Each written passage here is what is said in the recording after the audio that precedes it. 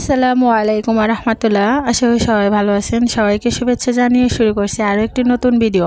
আজকের ভিডিওতে রয়েছে নানা ধরনের গোশতের নাম।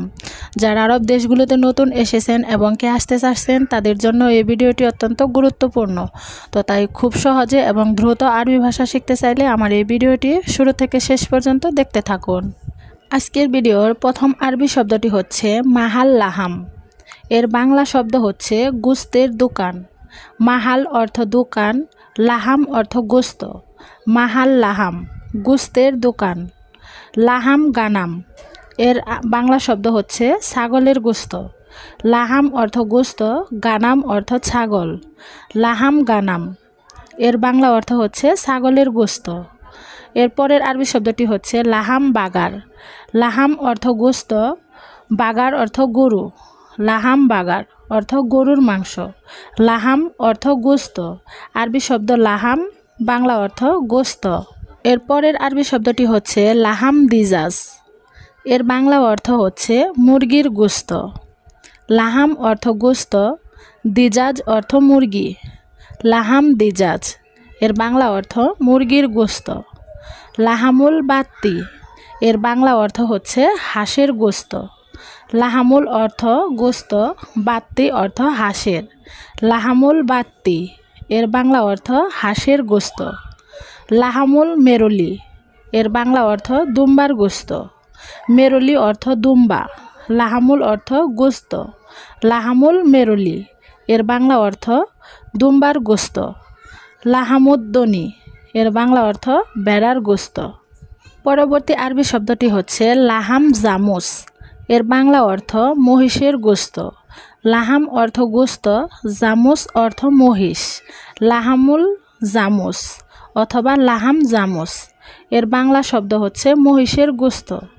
লাহাম গাজাল এর বাংলা অর্থ হরিণের গোশত। লাহাম অর্থ গোশত, গাজাল অর্থ হরিণ। লাহাম গাজাল হরিণের গোশত।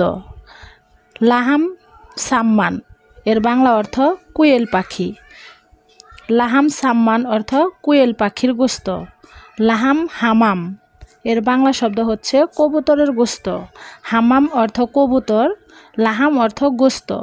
লাহাম হাম্মাম এর বাংলা শব্দ কবুতরের গোশত। এর পরের শব্দটি হচ্ছে লাহাম জামাল। এর বাংলা অর্থ হচ্ছে উটের গোশত।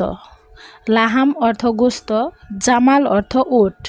লাহাম জামাল উটের গোশত। লাহাম আরনব এর বাংলা অর্থ খরগোশের মাংস। আরনব অর্থ খরগোশ। লাহাম অর্থ মাংস। লাহাম আরনব এর বাংলা অর্থ খরগোশের মাংস।